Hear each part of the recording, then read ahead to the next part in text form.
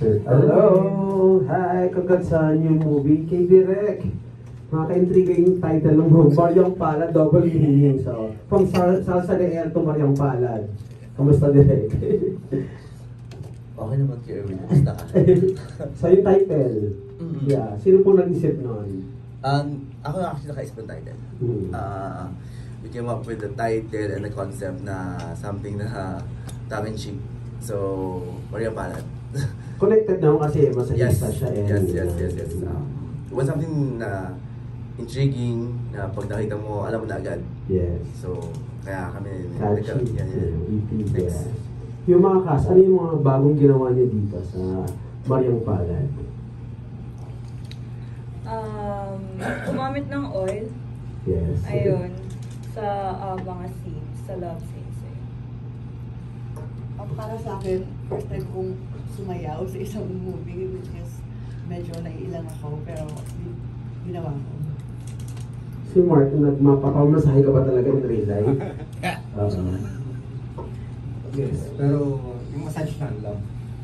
Sino naman? Kulit ka ang massage. Okay, so, ano yung bagong ginawa dito? Ayun, caring yung mga scenes namin dito kasi si Jem Melton yung partner ko, si Jem, grabe, caring kasama sa mga eksena yan. Okay. Okay, good luck sa movie. Thank you. Thank you. Thank you very much, Sir Erwin. Tuloy po tayo sa ating next question. Let me call on from Bandera, Sir Erwin Santiago. Kay Direk muna. Direk, ano yung mga bagong aabangan ng mga BNX subscribers when it comes to love scenes, intimate scenes? Mas ano ba to? Mas palaban sa mga past projects? Yeah, definitely. Definitely mas palaban sa mga past projects. Nag-shoot po kami sa barko. Totoong barko siya. Oo nga. So, pero kayo mga eksena we did it outdoors na kung saan maraming matapang yung mga artista natin dito at nagtiwala naman sila sa atin. So, we did some scenes na sa labas ginawa kung saan may chance na makita ng tao pero they did it pa rin. And by the way, it was done, maayos naman siya. Pero yung sasabi natin na kung gaano ba siya katapang, matapang siya ng sobra. So sa cast, Sahara, Jem, and Mark, paano kayo nag-prepare, naghanda dun sa mga sinasabi ni Direk na posibleng makita pa ng mga taong nandoon, di ba, yung mga ginawa ng sex scenes? Ayun nga, may tiwala naman ako sa production. So, pinrepare ko syempre yung utak ko kung paano siya gagawin. And di ko in-expect yung scene sa mismong gilid ng barko. Yung habang nagla-love scene, nakaganyan ako, sabay ang lalim ng nakikita ko. So, konting galaw mo lang, pwede kang mahulog. Sa ano talaga? Talaga, opo. Lumalayag ba? Or Hindi naman. Hindi naman. Nakatigil lang? Oh, nakatigil lang. Pero kasi sa lalim ng nakikita ko, tubig. Sabi ko, baka mahulog ako dito. Kaya sinasabihan ko si Vince, dahan-dahan ha. Sabi ko, baka mapasobra, dumiretso ako. Mahulog ka bigla. Ayun nga po. So, ayun. Pero gano'ng ka-wild naman yung mga pinagagawa niyo ni Vince sa movie? Compared dyan sa mga dati mong movies. Gano'ng ka-wild? Kasi sa barko di ba? Kasi meron pa doon na nakasampa ako sa mismong anong tawag doon, direct sa nakaupo ako, sabay nakatayo si Vince. Sa bubungan. Oo, sa bubungan mismo. Nakaupo ako doon. Grabe ka din. Tapos, grabe, sabi ko, baka mahulog ako dito. May oil pa yung kamay ko, ganon. Madulas. So, ayun. Sobrang wild talaga. So, masasabi mong buwis buhay yung mga pinagawa. Buwis buhay. Para sa mga manonood natin, gagawin ng lahat. Thank you, Sahara. Thank you po. Actually, wala na akong panahon mag-prepare noon kasi hindi talaga dapat ako yung andon. Tapos parang tinawagan lang ako that moment na. Pumunta lang ako doon. So, binasa ko yung script at gagawin sa Grab lang. Then, yun, alam ko naman magiging artistic lahat yun eh. So, yun. So, ano naman yung pinakamahirap na pinagawa ni Direk sa'yo? Actually, may gilid-gilid, bubong Yung sobrang sikip, kasi sobrang sikip nung area kung saan ginagawa. And before that, last na yung shoot yung sex scene. Pero bago noon, mga nakabenting as babata kami sa isang stairs. So sobrang sakit na nang hita ako kasi pinakahuli pa yung sex. Tapos nasa taas pa ako. Tapos sobrang sakit na ng katlo ko ng legs ko. Thank you, Jen. Kay Mark. Yun, yung dapat mentally prepared ka, lalo na pag si Direk Ro, expect mo na talagang grabe yung love scene yan. Talagang dapat ready ka talaga ibigay yung lahat. Yeah, yun. Napapahiling si Direk. Yun, totoo yun, dapat ready ka talaga pag si Direk Ro. Tapos, yun pa, kapartner ko pa si Jem Milton. Si Jem actually nakakatakot siyang kapartner kasi wala siyang limitation eh. So parang ikaw din mapapasabay ka, parang kung ano yung kaya nang ibigay, dapat ibigay mo din, gano'n. Nasya ka ba? Yun naman, masaya siyang kapartner kasi nga, since wala rin siya limitations, magagawa niyong realistic lahat, tapos comfortable ka sa kanya. Alam mo, ano rin sa kanya, yung comfortable din siya sa ginagawa. Pero paano mo siya inalagaan, Mark? Kasi di ba na yung mga sex scenes na ganyan, medyo delikado kapag may nakita or Usually ganun, pag after nung, hindi naman namin, bago namin gawin, lahat ng gagawin ko or ano, sinasabi ko sa kanya, uy, ganito, suksok ako dito, or ganun. Pinagpapaalam ko naman sa kanya lahat. Tapos, yun, after pag nag-cut na, yun, tatakban ko siya ako mismo or yakapin ko muna siya until may dumating na towel or robe, ganun, para maprotektahan din siya. Okay. Thank you po. Thank you very much, Sir Irvin. Nakakatuwa naman si Mark, very professional, no? At medyo nakakatakot nga si Jen. Hindi po ako makapaniwala, pero mas di ako makapaniwala sa love scene sa bubong. Kung ako yun, ako pahingin towel! Ako muna hihingi ng towel, nakakahiya. At yung taray no sa, direct talagang sa bubong po talaga yung love scene. Taray, parang pusa, no? Nakakaloka. Pero in fairness, good job you guys. You guys are so awesome. Now, narinig ko po nagko-comment kanina sa gilid-gilid. Simulan na po natin, tawagin na natin ang the very controversial from Maritas University, Tita Jude Nardo. Thank you for being the host today. Back to you. Direk, kasi alam mo naman, di ba, yung ibig sabihin noon ng Mariang Palad, di ba? Panlalaki lang yan, di ba? Tapos ngayon ginawa mong babae, but made you different? Ba't yung ba? Naginawa mo naman sa isa kayo. Di ba? Alam mo na, ayan, Mariang Palad ka naman, lalo sa mga teenager. Alam mo ba yung Mariang Palad? Yeah. Ayun, ba't mo binago? Ginawa mo, siyempre yung manonood niya, Mariang Palad, baka sabihin, puro lalaki, di ba? Ayun, ba't babae nung masayista naman na ginawa mo ano? Siguro pag napanood mo, Mariang Palad ka. Baka ganun yung yun ba? yung Yun ang resulta. Yes. Grabe, yung mong panoorin niya. Yung po yung talagang pinanggalingan niya. Para bang after effect na lang. Ganun po. Napaka-high profile naman ang pelikula ko din. Ito siya, first time ko ma-meet si Sarah. Ano na nagawa mo? Nakagawa ka na pala. Pero parang nilang ka na-meet among the BMX stars. Yes po. Actually, may hibang ako, may Hibang? katas, Direk Row ang gumawa din. And siya po nag-launch sa akin na actually si Direk.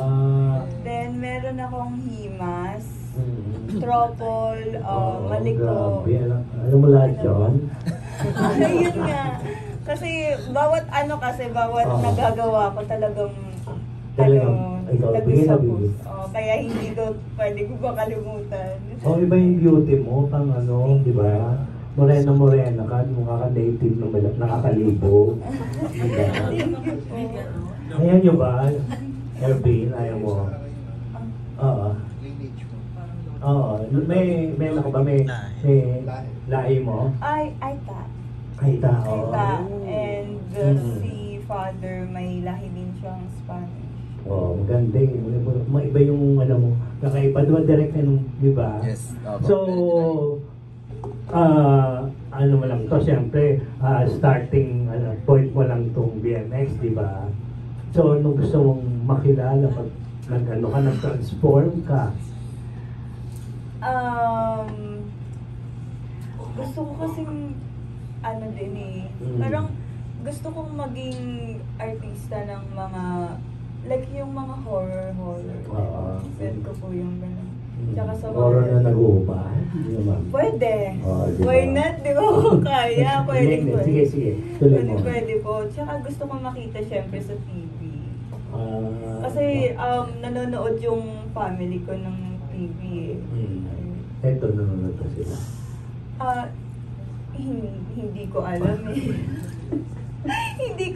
hindi ko alam sa kanila kasi pag tinatanong ko si mama at papa, nakikita daw nila yung poster pero hindi daw Never sila nag-attend sa... yung mga ano lang, yung mga like trailer ganun. Ano naman reaction nila? Okay. Supportado naman nila ako kahit sa anak ko eh. Wow. Basta daw, hindi daw labag sa loob ko. So, bakit daw sila mag-ano? Supportado. At least makakatulong ka lang sa kanila, di ba? Yes po. Kay Jem, hindi mo ba tinalbungan si Sahara rito? Kaya pa hindi po. Ah? May kanya-kanya kaming dating ng pagka-sex scenes. Ah. So, parehong nakakalibog pero in a different ways. Oo. Yan po. Malilibo po yung editor ko. Sabi nga, Super, for sure. Mapapamariang palad ka, di ba? Yes, correct. Oh. Idagdag ko lang. Sige, direct. Si Jem lumaban ng malala. Ganun siya. Malaban siya dito. So, natutuwa ako para sa kanya. Alam ko, di ba ang plano talaga rito is to be shown, di ba? Hindi ba plano ng BMX to be shown sa cinemas? Not this one po. I think there are titles na ipapalabas. Pero not for this one po. Since sir, 60s lang eh. Parang special project to lang for the 12 million, di ba? Yes, magkakaroon po ng gatan. Yun. Meron po mga darating na titles. Eh si, nahilia ka ba kay Jen? Siyempre naman po. Diretso lang, di ba? Unang inarte. Ginagawa mo yung Mariang Palad noon. Paano po? Noon po, Kabataan mo. Alam mo ba yun? Mariang Palad sa kabataan, no? Opo. So, based on your scenes with these two, meron ka parang kay Jem ka lang. Kay Jem lang po. So, palagay mo ba, yung mga manonood ng Viva Max, sabi nga ni Direk, mapapamariang palad? Sigurado po ako magmamariang palad sila. Habang nanonood, magmamariang palad sila. Okay, mga kailan kaya? Madami po, maubos yung tissue nila. Thank you. Good luck. Thank you very much, Tito Jude, Naro Maritas University. Direk, magkakaroon ba ito ng sequel? Kasi di mo may kapartner yung Mariang Palad, di ba? Si Esther Palir naman. Ewan ko baka may kasunod din kayo ng bahala. Napakalumat, Tito Jude, no? Today po tayo, let's call on Mr. Roldan Castro from Avante tonight. Kay Sahara, sabi kasi ni Derek kanina, sa labas daw kinuna yung eksena, parang sakali ba yun? Nahirapan ka? Sakali, hindi po sa mismong barko. Barko po mismo. Sa labas ng barko, gano'n? Yes po. Kung saan yung mga tambayan ng mga nagmumuni-muni, gano'n. Opo. So, kung sa eksena na yun, mahirap pa yung gano'n na parang nandun yung mga nagmumuni-muni? Actually, pinaalis naman nila. So, may ano din yun, may takip din. Black backing. Tapos, ayun po, hindi naman, kinabahan lang ng bare light. Pero parang normal na love scene lang sa feeling Pero kakaiba talaga yung kinalalabasan nito. Pero sa part ba ng buhay mo, naging sexual fantasy mo ba yung gano'n? Or dream mo rin ba na sana sa labas tikman yung mga ganong klaseng eksena? Kumbaga, parang balcony style Balcony style po siya. Yes po. Okay. Tapos, nahirapan ka ba dun sa eksena mo na? Kasi may kwento sa akin na parang ikaw nagtatanggal ng brief at saka ikaw yung dumudukot-dukot. Nahirapan ba? Or nag-enjoy ba? Charot. Hindi ako nag-enjoy, pero ano ba? Hindi naman Worth it naman. Lahat ng ano. Siyempre, first time kong naka-work si Vince eh. So, siyempre, nag-usap kami para mas maging close kami, para maging natural yung kalalabasan ng every scenes namin. And, pinag-usapan namin yung mga restrictions. So, kumbaga, nung nakaganon, ano ba, yung nakapasok yung kamay ko, hindi ko naman siya talaga natatak. Hinawakan. Wala ka nahawakan. Wala po. Ba't hindi mo sinamantala? Plaster lang yung sa gilid. So, bakit? Kumusta si Vince na katrabaho? Ayun, maano din siya eh, caring. Especially pag yung mga hinahanap ng mga babae, di ba, usually, yung pag after ng scene, tatakpan ka muna bago sila. So, ganun yung ginagawa niya. Sinasabi niya sa wardrobe na, si Sahara muna, okay lang ako. Okay lang kahit yung katawan niya nakikita na ng iba. Basta ako, nakatakip na. Ganun. Bongga. So, ganun. And magaling siya, syempre. Saan magaling? Magaling siya as an actor ko. Okay. Yun. Magaling umarte. Oo. Okay, thank you, Sarah. Thank you po. Mark, pabata nakaka-partner mo. Kumusta naman? Okay naman, medyo nasasanay na ako. Mm-hmm. Kasi dati nung nagsimula tayo, ka-age ko yung mga ka-eksena ko. Ngayon, di man. Mas nakakasabay ka rin sa kanila talaga pag ganyan mga bata, mga gano'n. Baka mas, ano nga yun eh, kasi sa mga nagawa ko before, mas daring pa yung mga eksena, yung mga ano. Okay, thank you. Thank you. Maraming salamat po, Sir Roldan Castro from Abante tonight. Let's move on po sa ating next question from Pep Tito Jojo Gabinete. Ayan po. Thank you, Tito Joe. Hey, Sahara, good morning ka. Nagkaroon ko ba ng formal training sa pagmamasahe kasi yung role model? Doon na lang po mismo. Sa set mismo, tinuruan ako kung paano. So, buti na lang maganda yung kinalabasan niya and magaling po yung nag-train sa akin. Si Direk Paggy. Sahara, pwedeng ikwento mo sa amin kung paano ka nagsimula sa showbiz, sino nag-discover sa'yo. Tapos interesado kong malaman yung tungkol sa pagiging aita mo. Yes. Parang ikaw yung unang artistang may aita. Aita po. Ayun, na-discover po ako ni Mami Jojo Veloso. Ayun. Actually, noon ko pa siya nakikita sa social media. Kasi manager siya nila Angeli, ganun. Tapos, merong isang Italiano, kung kilala niyo siya, sino ba yun? Direk, nakalimutan ko na yung pangalan niya. Pero, yun, Italiano siya. Tapos, gusto niya akong pakilala kay, Mami Jo. And then, sabi ko, hindi pa ako ready. Viva Max yan.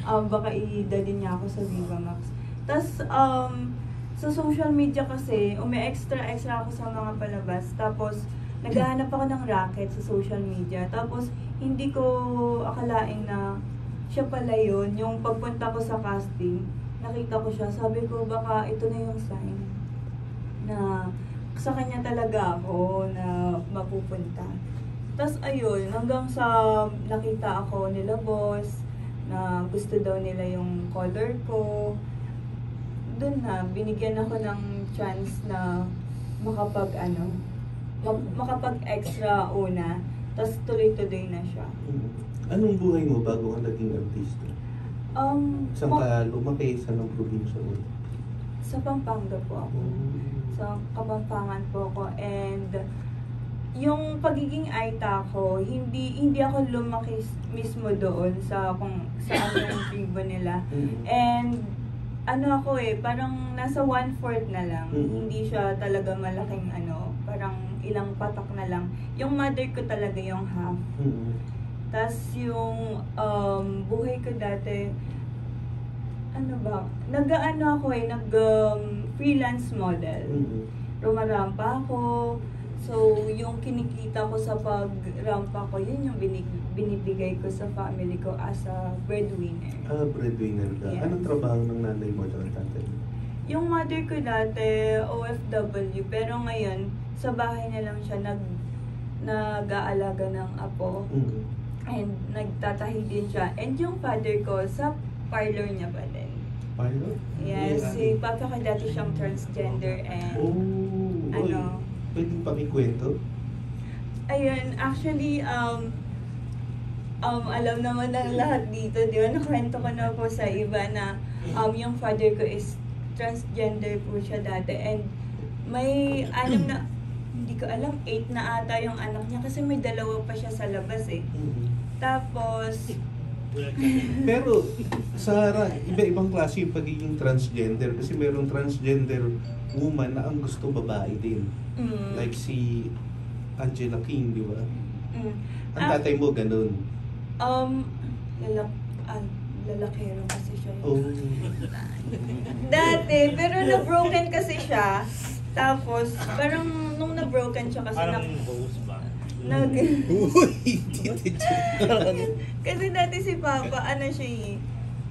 Ikakwento ko ba? Uy, pero, parang si Papa kasi nag-ano siya, babaeng-babae siya, tapos nagpa-pageant. Kinakwento niya dati, nagpapa-table pa daw siya sa mga lalaki. Kasi kinesa si Papa dati. Anong kinesa? Makinis, maputi. Okay. Ganon. Tapos ang haba ng hair niya, talagang babae po, tisay-tisay, ganon. So siya na nag-aayos sa ngayon, binibigyan ka ng pointers sa pagpapaganda? Siya po yung nagturo sa akin rumampa. Sa mga pageant. Siya po yung nagme-makeup dati sa akin, tapos mahilig siyang pag may parada siya gumagawa ng sasakyan ko, ganon.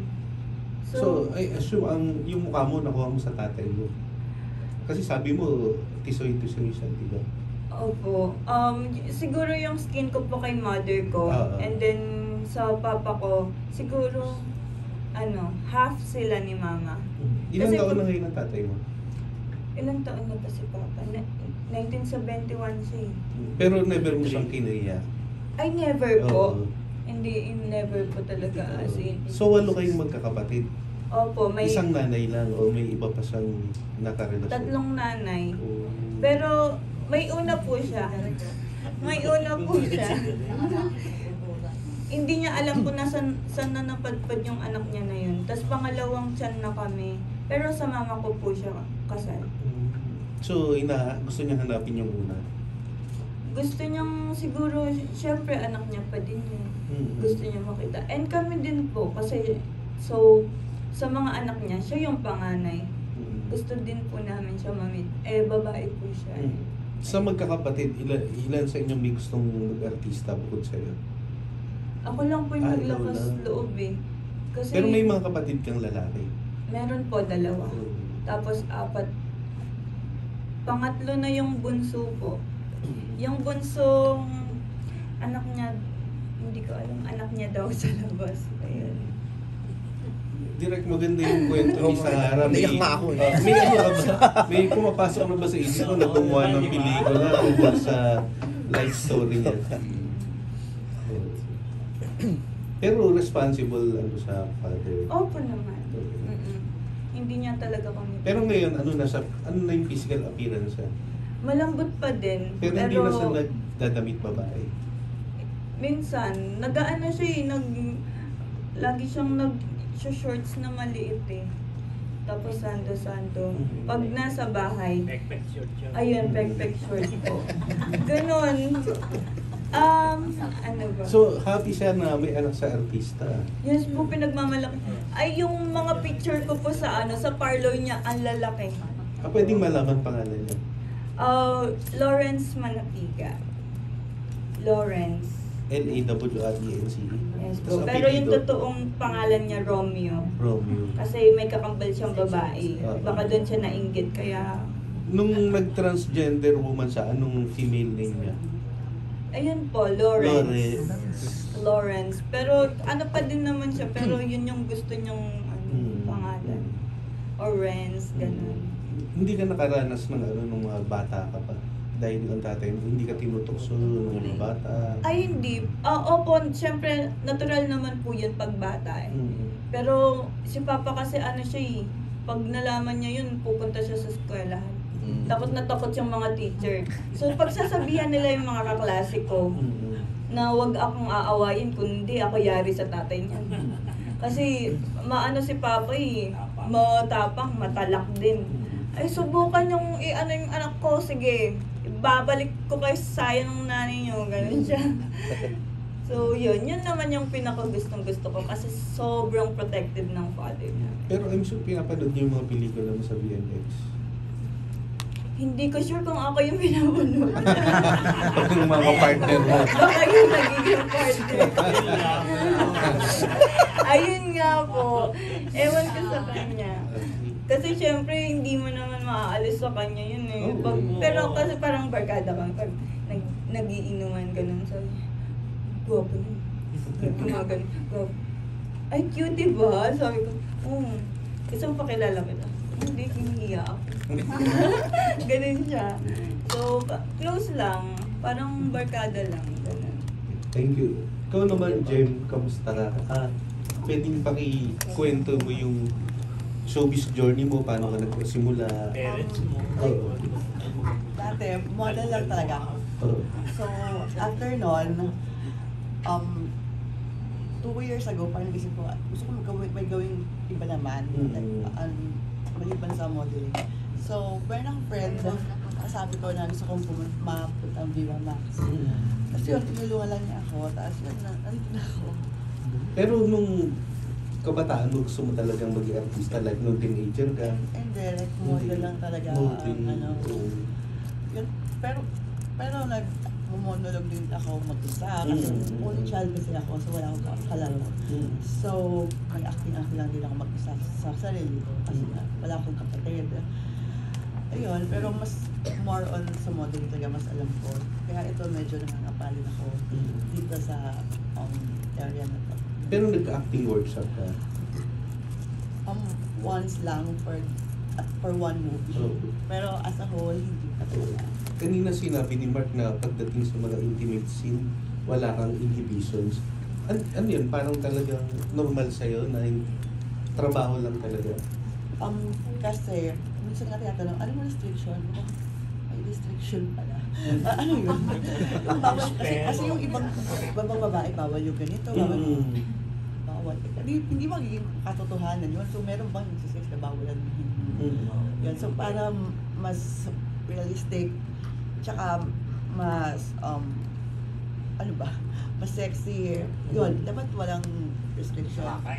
Yun. Pero, strictly, work lang naman talaga. Paano mo iniingatan ng mga sarili mo?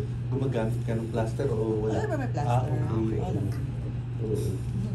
Pero hindi mo naman nararamdaman na exploited ka? Hindi. Hindi ko nararamdaman. As in, alam naman namin kung work yun. Professional lahat ng kasama ginagawa namin. Nakailang movies ka na dyan? Unang Tibero, tapos Secret Campus, Sweet Release, Dirty Ice Cream. Tapos meron kami ginawa pero hindi mo lumalabas, which is Sponsor.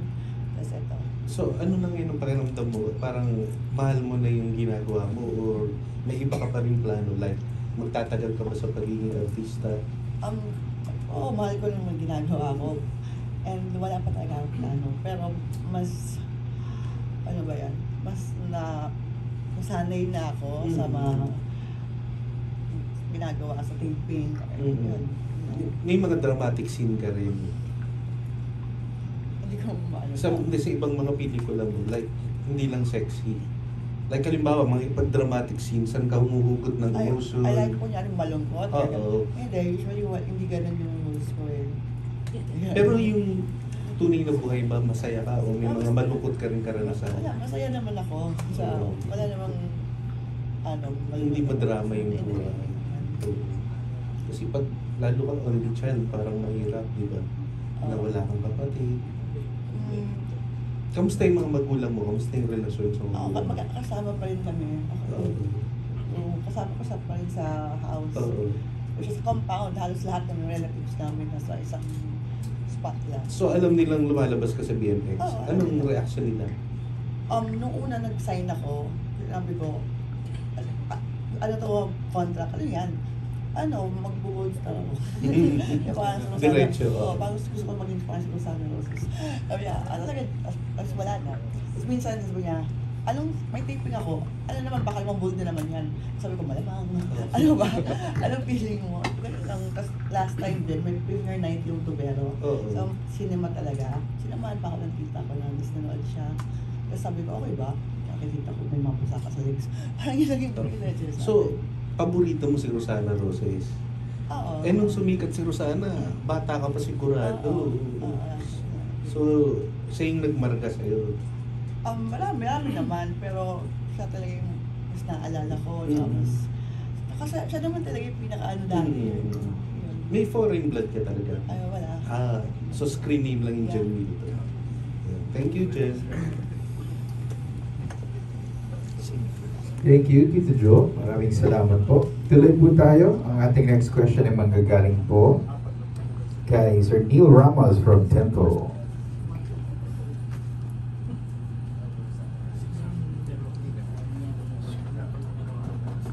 Direct sa pelikula kasi parang I don't know if you actually experienced or heard stories about these women na sumasampa sa pardo talaga to pleasure men. Gusto ko lang malaman kung at the end of the story, syempre hindi natin i-divulge masyado yung kabuuan, no?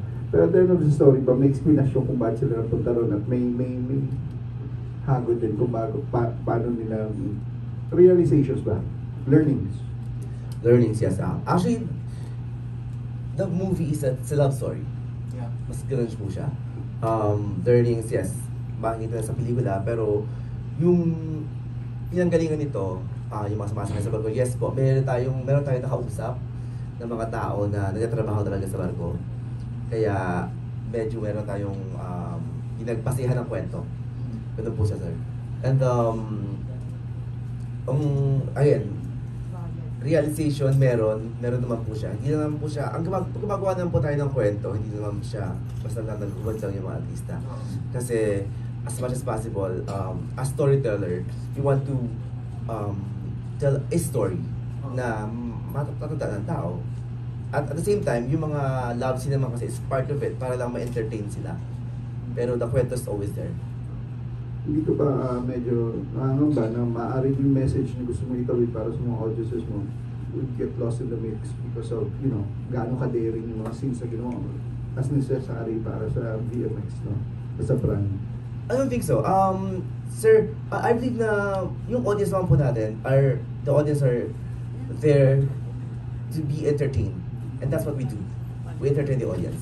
With that, we send message through the story. Kaya I don't think hindi naman nawawala yung mensahe. Pag papanoorin mo siya ng buo, you just have to watch the whole thing. But if you skip, of course, di ba? Hindi mo maintindihan. Puro sexy. Yes, exactly. But if you watch the whole thing, I'm definitely sure na maintindihan mo siya, may mapupulot ka. Thank you po.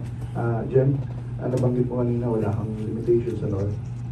Gusto ko lang malaman kasi paano mo na I don't know, kay Nat, no? Pero other partners, other sexing partners, hindi mo ba naramdaman na dadarong sila sa'yo, no? Na nadadala sila eksena because you just go all out? No, hindi ko pa nararanasan. Okay. Like, kung una kong movie, yung isang lalaki, actually, is my friend before, paano movie na yun. Pero, sa lahat ng movies na ginawa ko, ito siguro pinaka-daring na nagawa ko. So, like, dati, hindi ganito ka-daring. So, before dito, never ko rin na-feel na nadala or something. Yung mga partners mo, yeah. Hindi naman ako. Okay. On that note, lipat ako. Mark, hindi ba, I mean, you're a professional, you've been here for like a while na, no? Pero given a partner na napaka-daring and she could like do everything and anything na sabihin direct sa kanya or kinailangan sa istorya, mahirap ba na hindi madala o madala sa kapag ginagawa niyo yung mga eksena niyo? Hindi, pag ginagawa mo kasi yung eksena, may certain point talaga na parang madadala ka eh. Pero parang may may limit eh, na hanggang doon lang, na alam mong trabaho tong ginagawa mo. Tapos at the same time, may mapipigilan rin dahil may mga instructions kang binaban. Parang sayaw yan eh, parang may choreo kayo. So, yung utak mo rin, habang ginagawa niyo yung love scenes, parang inaano mo yung susunod yung gagawin. So, hindi talaga focus yung, hindi ka madadarang na dahil yun lang talaga yung ginagawa mo. Yung gano'n. Hindi ka mawawala. O, hindi ka mawawala. May mga ganung ano eh. Kaya yun po, tapos naka-plaster pa kami, kaya parang medyo imposible na... Na ano po? Ay, hindi. Gusto ko. Parang yung protection din for both of us yun eh. Para hindi ka talaga... Pero minsan daw natatanggal yung plaster kapag nagagalit si Manay. Para sa akin po, natatanggal yung plaster pero hindi dahil nag-react yung mga ano nila. Hindi kayang tanggalin ng plaster yun. So hindi lang nadikit minsan sa position nyo. Kasi ako natatanggalan lang din ako ng plaster pero hindi dahil na-apektuhan ka. Kasi hindi siya matatanggal ng dahil lang nagkaroon po eh. Parang depende pala. Andiyan, parang malinaw lang na walang limitations, ibig sabihin they could do anything and everything. Like, kasi may mga ibang artista dito, sinasabi nila, wala kami limitations pero they could not lick my nipples or something, or they could not touch my boobs or what. O, pwede naman.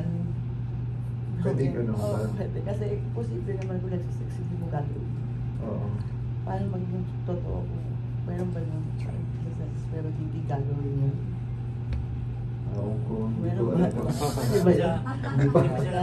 kaya nakakatakot sa kapal na bilik. Wala pa kong paronasan. Pero like, feeling ko in that moment, feeling ko robot ako. Parang, alam ko na huwag magkamali. Tapos minsan may isip ako, tapos ito ako, tuloy na, next na. So hindi talaga yung parang nadadala ako sa sitwasyon talaga. Work na. Kasi walang di magkamali, sana one take lang kahit tapos na. Tuloy-tuloy. Oo, kasi kung masyado pang maalte, baka ulit-ulitin lang kasi hindi mo kung kako ano yun. Okay. Ma'am Sarah, ikaw ba, dahil may limitations ka ba? Yes po. Ano po ang hindi at gusto mong gawin sa'yo? Pwede akong... Sa eksena? Sa love scene, pwede akong hawakan sa side mo. Huwag lang sa pinaka-private, like nipple, tsaka sa baba. And ayaw ko ng tongue to tongue. Dampi-dampi lang. Ganun. So, okay, sige. Yes po. Bakit? Kasi ano Bakit eh, madala ka or something? hindi naman po. Emotional yun para sa'yo? Yung practice? Kasi kinakabahan ako baka manood si mama at papa. Sa lagay. Kung tanong na naman tatay mo. Sabihin niya. Masuguri tayo. Wala ka ng Hindi, tira. na ano, syempre as anak nila nahihiya pa rin. Si Vince kasi napapanood namin dati, no? Talagang all out yung pag nag-sex scenes eh. Tapos, he actually does things na, I don't know, kung todo. Sa iyo ba, paano nyo ginawang huwag siyang mapunta sa ganun? Dahil bawal, I don't know, kung paano tinawid yun, no? Yung walang tongue, tapos supposedly Siguro, passionate. kasi as an actor kasi, kahit hindi mo siya ginagawa ng totoo, dapat mapapafeel mo sa mga manonood na totoo siya eh. So, as much as possible po, ginagawa ko talaga, finifeel ko po yung mga bawat eksena para at least kahit may limitation ako, is sexy pa din tignan. Ganon. So, Pag feel mo, hindi ka naman nadadala, no? hindi po. Kaya Umaarte. pigilan. Umaarte. Ayun. Kasi para sa akin, simple na siya sa akin kasi rumarapa ako dati, umaaura ako. So, parang photoshoot lang. Parang umaaura pa rin. Yes, umaaura lang. Yes, ganun. So, sa akin, hindi siya ganun kahirap. Pag minsan pag face, lalo na face yung kinukuhanan nila. So, aura lang, ganun. Maraming salamat sa akin. Thank you po. Direct, So, sir. may question lang ako. May insidente ba na napansin mo na yung kaparehang lalaki nagte-take advantage sa leading lady. So, paano mo inaawat? Hindi po. Never ako Ah. na-experience ng ganun. Pero, what I experienced was, hindi siguro, kasi it's like a dance eh. A love scene. When I do love scenes, it's choreographed po kasi siya. Meron na siguro hindi nakasunod or mali lang yung tinaan ng yung galaw. Meron po ganun. Pero take advantage, hindi po ako nakaka-experience na. Pero yung galaw lang, like, lumagpas yung kamay or the ulo is hindi tamang pwesto, i-adjust natin. So, wala pa namang ganun. Wala pa naman po. Wala pa akong experience. Kung sakali, paano mo Tusuntukin ko. Hindi, tsaka bago nung mag-shoot, sinasabi mo talaga Opo, kasi limitasyon at hindi ko nga yeah. pwede. Nag-uusap po kami, silang dalawa and then kami tatlo. Tapos, sasabihin na i-demonstrate kung paano gagawin, i-choreo po siya, at saka i-shoot. So, Kasi nakita ko sa isang BMX movie, hindi ko matandaan yung kung sino yung babae, si Aaron Villaflor. Literal na inano niya yung binibol. Sino yung babae dun? Parang naawa ako dun sa babae. Tandaan ko. ay, luckily wala pa akong experience na gano'n. Paano yun, Jem? Kung sa'yo, ano? Ano ba ginawa? Oo, si Aaron Villaflor. Inano niya yung ano ng babae. Oo. Nag-react. Yung mismong ewan ko kung hindi niya pag-usapan na Oo. so siguro Kung sa'yo yung kung gawin. hindi ako pumayag that time kailangan ko kausapin siguro Derek kasi siya na yung magsasabi dun sa Pero sa'yo no talaga yun. siguro kasi yung sobrang Oo. siguro wala namang ganun yan Wala pa naman. wala namang siguro Hindi ko lang ito, napanood mo rin. Makita ko sa For some reason, we do our scenes na matapang pero walang ganun. I mean, if you watch... Sa'yo, sa movie mo wala. Pero sa iba meron. Bakit? pero hindi naman Hanapin ko. Tapos Nagulat ako dyan. Oo, naawa ako sa baba. wala na Ayun lang. Wala naman.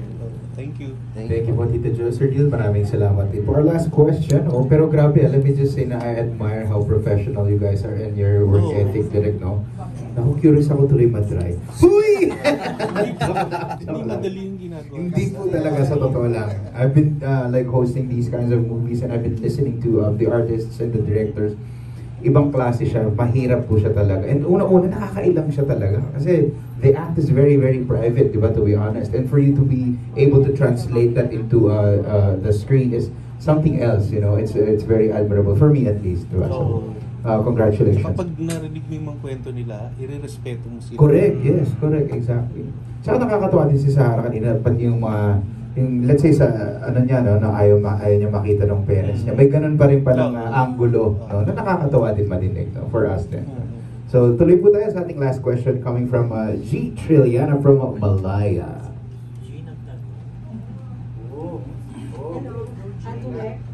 Ano pa? Ask ko lang po, ano po yung nakita niyo kay Sahara para masabi niyo na talagang siya yung Mariam, siya yung right for the role? Okay. Her demeanor. Yun po siya. Katakatrabaho na po yung Sahara sa Katas. We did Katas. She's very, ayan, medyo mahinhin, pero she's fun. Ganun po. Meron siyang distinct personality eh. There's sensuality sa personality po niya. So, yun siya. So, she gave justice to the... Of course, yes, definitely. Did you have to coach her? Mga binigay mo sa kanya Yes. para maging siya yung nasa isip mo na ikaw yung nag-concept, di ba? Apo. Nag-usap naman po kami. And again, we work together. So, meron na kaming konting lalim. So, nagkakaintindihan na po kami. I try to coach her sa mga eksena na alam kong kailangan niya ng instruction pa. Pero yung iba, kaya na niya eh. Nagawa na po niya na maayos. Sahara, so paano mo inangkin yung role? Paano ko siya inangkin? Siguro kung ano yung sinabi ni Direk na kung sino si Maria dito, kung ano dapat yung nung kasi nag-script reading kami, sinabi niya ganito si Maria. Siya, mahinhin siya pero syempre childhood friend niya, nakita niya ulit. So, feeling close, medyo maligalig, gano'n. So, nakikita ko, tsaka na-excite ako dito talaga. Na-excite ako sa gawin yung Mariang Palad. Siyempre, unang-una sa lahat, si Direk Ro ulit yung magiging ka-work ko, and alam ko na magiging successful siya and magaan siya na project. And ang daming beses ko din siyang binasa, yung mismong script. So, ayun, siguro mga 10 beses para mas maintindihan ko kung sino si Maria dito. Pero merong mga qualities ka na you share with your character? Like, mahinig or gano'n? Ay, ano ba? Yun. Pabebe. Ganun. Pabebe. And pag talaga close ko yung kausap ko, lumalabas yung totoong ako. Hindi yung sa damit mo yung before, yung first love mo. Walang gano'n. Na-meet ko yung first love na meet. Kasi pag nakita ko yung first love ko, siguro sasampalin ko. Hindi maganda yung first love ko. Hindi po, sobrang hindi. Baka baka isa pa. Pero alam niya na na artista ka na? Siguro, kasi may mga mutual friends pa rin po. Pero you don't, and you're not in touch anymore. You're no longer. May asawa at anak na po siya. So, hindi na dapat. Baka sabihan pa akong kabit. Oh. Thank you, Sarah. Thank you po. Jem, wala bang awkwardness at all? I know it's all work for you, pero how do you do it na walang awkwardness or walang sa mga sex scenes mo? Sa akin siguro, wala naman. May mga awkwardness. Wala, di ba ikaw knowing you, di ba? Walang awkwardness. Wala. Kasi feeling ko, ano ba? Like, hindi ako super ganun naman. Kasi nga, doon ko nalang binababa. Natural. Diba? Yun nga, nangangapa pa ako dito. So, paalam sobrang kumate. So, parang ginagawa ko okay talaga yung sa sexy. Kasi gusto ko nilang bumawi. So, sana na-mention mo and she eventually transitioned into a very good dramatic actress. Ikaw ba meron kang mga ganong inspiration? Wala pa ngayon kasi nga hindi ko nga masyadong alam pa kasi hindi mo naka-workshop or anything. So, hindi ko pa talaga alam. But eventually, pero sino bang hindi mo gusto? Hated na. Pero si Jem sobrang ganda sa screen. Pag nakita niyo siya sa mahal siya ng camera, maganda si Jem sa screen. Diyosa. Oo, di ba? Ganda niya. Maganda ang rehistro. Oo, maganda siya din. So, si Mark, how do you make sure na comfortable yung mga ka-eksena mo? Especially, syempre, Bago po namin gawin yung scene, yun nga, pinag-uusapan po namin, sinasabi namin yung limitations ng bawat isa. Tapos lalo na, example si Jem, walang limitation yan. So para sa akin, mas lalo ko siyang dapat ingatan kasi binibigay niya yung lahat. Mas lalo dapat ko siyang protektahan. Kasi ginagawa niya lahat para to make sure na maganda yung eksena namin.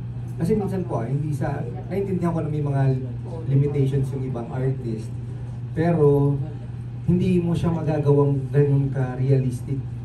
Hindi kagaya pag yung mga nasa eksena is walang limitations Ayun po. So you make sure na you're always Dapat comfortable po siya. Hindi po, parang pinagpapaalam ko po. Kahit alam ko wala siyang limitations, nagpapaalam pa rin po ako kung ano gagawin ko. Para lang po, Tapos sinasabi ko na kung may nagawa ko o hindi sinasadya na offense, sabihin niya sa akin kasi for sure, hindi ko naman gagawin ng sadya. Wala pa naman nagsasabi na. Ay, wala pa naman po.